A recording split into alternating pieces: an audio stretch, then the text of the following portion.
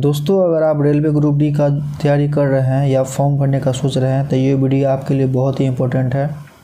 आज हम बात करेंगे ग्रुप डी के सारे टॉपिक पे जो मैंने इसमें बताया है। तो फर्स्ट में दोस्तों बात करेंगे एप्लीकेशन जो कब से स्टार्ट हुआ, लास्ट डेट क्या है इसके बारे में। सेकेंड दोस्तों कि कितना टोटल पोस्ट है इस वैकेंसी में, ठीक है। थर्ड है दोस्तों एजुकेशन क्वालिफ़िकेशन के बारे में दोस्तों बात करेंगे कि कौन कौन इस फॉर्म को फिल कर सकते हैं। फिफ्थ है दोस्तों मिनिमम एज और मैक्सिमम एज लिमिट के बारे में बात करेंगे। किस कास्ट को, जैसे SC ST है, सबका अलग अलग कैटेगरी में एज लिमिट है, तो इसके बारे में बात करेंगे। तो सातवां है दोस्तों कंप्लीट सिलेबस के बारे में दोस्तों बात करेंगे। इसमें पूरा सिलेबस बताया गया है और इसका जो है PDF भी आपको लिंक में डिस्क्रिप्शन में मिल जाएगा, वहाँ से भी आप डाउनलोड कर लीजिएगा सिलेबस। और आठवां है दोस्तों फिजिकल टेस्ट जिसे हम PET कहते हैं, मेल का अलग और फीमेल का अलग है। तो इन सभी बातों पर हम चर्चा करेंगे। और सर एक है नेगेटिव मार्किंग, इसके बारे में दोस्तों बात करेंगे। तो चलिए दोस्तों वीडियो को आगे स्टार्ट करते हैं। दोस्तों है रेलवे ग्रुप डी का जो पूरी जानकारी आसान भाषा में समझे कि आवेदन जो है शुरू होगा 31 जनवरी से स्टार्ट हो चुका है और दोस्तों इसके आखिरी तारीख जो है वो 2 मार्च 2026 है। फ़ीस जमा करने का जो आखिरी तारीख है वो 4 मार्च 2026 तक आप कर सकते हैं। अगर आपने अप्लाई कर भी दिया है, अगर फ़ीस आप जमा नहीं किए तो लास्ट आप 4 मार्च तक इसको आप फ़ीस जमा कर सकते हैं। उसके बाद दोस्तों अगर आपको किसी प्रकार का समस्या आ गया है तो आप जो है सुधार कर सकते हैं अपने फॉर्म में 5 मार्च से 14 मार्च तक, ठीक है। अब हम बात करते हैं टोटल पोस्ट के बारे में, ग्रुप डी का टोटल पोस्ट के बारे में। तो ऑफिशियल दोस्तों डाटा के अनुसार जो है 22,000 के आसपास पद है, ठीक है। 22,082 दिख रहा है, अप्रोक्स मानिए कि 22,000 प्लस पद है, ठीक है। नेक्स्ट है आपके एजुकेशन क्वालिफ़िकेशन के बारे में दोस्तों बात करते हैं। तो दोस्तों इसमें जो है आप 10वीं पास किसी भी बोर्ड से हैं, ठीक है, तो आप ये फॉर्म फिल कर सकते हैं। प्लस आपके पास ITI NCVT SCVT कुछ भी है वो भी आदमी फॉर्म जो प्लेन जो ओनली फॉर 10th किया है वो भी इस वैकेंसी को भर सकते हैं।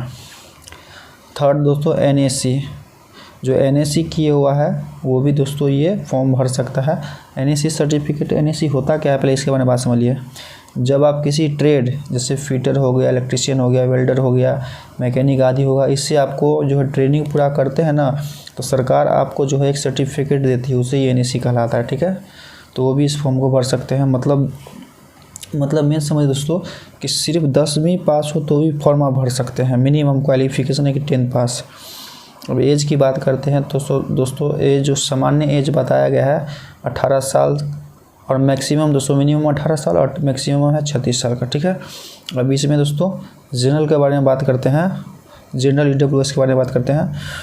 तो उसका दोस्तों एज जो है 18 से 36 के बीच ही बढ़ सकते हैं, यानी उसका जो है जन्म 2 जनवरी 1990 से लेके 1 जनवरी 2008 के बीच ही होना चाहिए, वही इस फॉर्म को भर सकते हैं जनरल वाले, EWS वाले। नेक्स्ट है OBC का डेट ऑफ बर्थ जो है उसको जो है 3 साल का छूट मिलता है, यानी उसका भी क्राइटेरिया यही 18 से 36, लेकिन इसमें प्लस आपको 3 साल का छूट मिलता है, यानी आप मैक्सिमम 39 साल तक फॉर्म भर सकते हैं। जो कि आपका जन्म होना चाहिए 2 जनवरी 1987 से लेके 1 जनवरी 2008 के बीच। अब SC ST के डेट ऑफ बर्थ के बाद में बात करते हैं तो इसको दोस्तों 5 साल का छूट मिलता है, यानी ये 18 से 36 के बीच में प्लस 5 साल का छूट मिलेगा, यानी मैक्सिमम 41 साल। और इसका दोस्तों जन्म होना चाहिए 2 जनवरी 1985 से लेकर 1 जनवरी 2008 के बीच में। मेन है दोस्तों PWD, इसको थोड़ा ज़्यादा छूट मिलती है। जनरल PWD में जो जनरल कैटेगरी की PWD है उसको मैक्सिमम 10 साल का छूट मिलता है।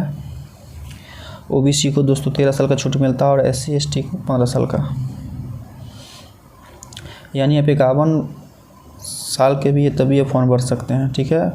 OBC में 49 साल का तभी फॉर्म भर सकते हैं और जनरल में 46 साल का तभी फॉर्म भर सकते हैं। तो दोस्तों अब ग्रुप डी के जो है कंप्लीट सिलेबस के बारे में दोस्तों बात करते हैं। तो फर्स्ट है दोस्तों मैथ जो कि 25 मार्क का आता है।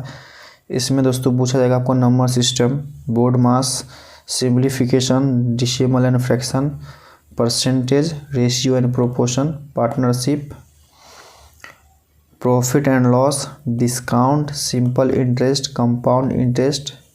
उसके बाद दोस्तों पूछा जाएगा time and work, pipe and cistern, time, speed and distance, train problems और बोट स्ट्रीम। मेंसुरेशन से दोस्तों आपको square, rectangle, circle, area, volume, cube, cylinder, ठीक है। और अदर दोस्तों इम्पोर्टेंट है कि आपको एवरेज पूछा जाएगा, एज प्रॉब्लम पूछा जाएगा, अलजेब्रा जो है बेसिक पूछा जाएगा, ज्योमेट्रिक बेसिक पूछा जाएगा और ट्रिगोनोमेट्री आपको बेसिक पूछा जाएगा। तो इसमें दोस्तों सबसे जो इम्पोर्टेंट होता है जिससे नंबर आता है, जिससे दोस्तों क्वेश्चन आता है, वो है दोस्तों परसेंटेज, रेशियो एंड प्रोपोर्शन। उसके बाद दोस्तों profit and loss, time and work और train and time and speed. इस सबसे जो दोस्तों ज़्यादा क्वेश्चन आता ही है। तो चलिए नेक्स्ट हम बात करते हैं रीजनिंग के बारे में, जो कि 30 मार्क का आपका रीजनिंग रहेगा, जो कि दोस्तों एक वर्बल रीजनिंग होता है, एक लॉजिकल रीजनिंग और एक डेली लाइफ रीजनिंग। ठीक है, तो तीनों पे हम बात करते हैं। वर्बल रीजनिंग हो गया analogy, classification, coding decoding, alphabet series, number series, missing number. तो दोस्तों लॉजिकल रीजनिंग की बात करें तो इसमें रहेगा सोलिजिम्स, स्टेटमेंट रहेगा दोनों प्रकार का, वेन डायग्राम, पजल, बेसिक जो रहेगा। और डेली लाइफ रीजनिंग में आपको आ जाएगा first direction test, blood relation, ranking, seating arrangement. उसके बाद नेक्स्ट है जनरल साइंस के बारे में बात करें तो ये टोटल 25 मार्क का आता है, जिसमें फिजिक्स, केमिस्ट्री और बायो रहेगा। तो फिजिक्स में जो आपसे पूछा जाएगा वो है motion, force law, work, energy and power, electricity, light, sound. और दोस्तों केमिस्ट्री में पूछा जाएगा matter in our surroundings, atom and molecule के बारे में, chemical reaction, acid, base, salt. उसके बाद मेटल्स, नॉन मेटल्स के बारे में पढ़ाया जाएगा, कार्बन कंपाउंड के बारे में दोस्तों पढ़ाया जाएगा। फिर बायोलॉजी में आप जाइए, आपको सेल के बारे में बताया जाएगा, ह्यूमन बॉडी सिस्टम का पूरा पार्ट आपको जानना है, न्यूट्रिशन के बारे में दोस्तों आपको जानना है। फिर नेक्स्ट है रिस्पिरेशन के बारे में आपको जानना है, सभी प्रकार का डिजीज़ के बारे में दोस्तों आपसे पूछा जाएगा। उसके बाद दोस्तों नेक्स्ट है प्लांट प्रोडक्शन के बारे में आपसे पूछा जाएगा। चलिए उसके बाद नेक्स्ट है आपको जनरल अवेयरनेस के बारे में बात करते हैं, जीके, जो कि टोटल 20 मार्क का रहता है। तो जनरल अवेयरनेस की बात करें तो इंडियन हिस्ट्री है, फ्रीडम स्ट्रगल है, इंडियन ज्योग्राफी, रिवर स्टेट के बारे में, कॉन्स्टिट्यूशन बेसिक के बारे में पूछा जाएगा, प्रेसिडेंट पीएम पावर के बारे में दोस्तों पूछा जाएगा। रेलवे से रिलेटेड क्वेश्चन आएगा, जो कि रेलवे जोन है, रेलवे मिनिस्टर्स है, हेड क्वार्टर के बारे में दोस्तों आपसे पूछा जाएगा। करंट अफेयर में आपको लास्ट 6 से 12 महीना का करंट अफेयर तैयार कर लेना है। फिर आपको स्पोर्ट्स के बारे में पूछा जाएगा, अवार्ड्स के बारे में पूछा जाएगा, गवर्नमेंट का जो भी स्कीम आता है उसके बारे में दोस्तों आपसे पूछा जाएगा। अब इकोनॉमी के बारे में बात करें तो बजट रिलेटेड आपको क्वेश्चन आएगा, बैंकिंग बेसिक से आपको क्वेश्चन मिलेगा। अब रेलवे ग्रुप डी एग्ज़ाम का जो है मार्क और टाइम के बारे में दोस्तों बात करते हैं। तो सीबीटी रिटर्न एग्ज़ाम के बारे में देखो दोस्तों बात करते हैं। टोटल जो है 100 मार्क रहता है और क्वेश्चन भी जो है 100 रहती है। समय आपको मिलेगा 90 मिनट, यानी अप्रोक्स 1.5 घंटा आपको मिलेगा। और हर गलत उत्तर पे दोस्तों 1/3 मार्क का वो काट दिया जाएगा, यानी अगर आप 3 गलत करेंगे तो 1 सही नंबर कटेगा। ठीक है, पीडब्ल्यू कैंडिडेट के लिए दोस्तों 120 मिनट मिल रहा है, यानी 20 मिनट आपको इसमें एक्स्ट्रा मिलेगा। अब ग्रुप डी फिजिकल टेस्ट के बारे में बात कर दे नेक्स्ट। तो मेल कैंडिडेट के लिए है दोस्तों 35 किलो वजन उठाकर उसको 100 मीटर चलना है 2 मिनट के अंदर। और सेकेंड ये है कि आपको 100 मीटर का दौड़ होगा 4 मिनट 15 सेकंड में आपको पूरा करना है, ये मेल कैंडिडेट के लिए है। अब फीमेल कैंडिडेट का बात करें तो इसको 20 किलो वजन उठाकर 100 मीटर चलना है 2 मिनट में। और इसको 1000 मीटर का जो है दौड़ करना है 5 मिनट 40 सेकंड में फीमेल को। तो दोस्तों टोटल यही ग्रुप डी का पूरा सिलेबस है, हर चीज़ मैंने बता दिया है। अगर दोस्तों वीडियो अच्छा लगे तो चैनल को लाइक एंड सब्सक्राइब जरूर करें।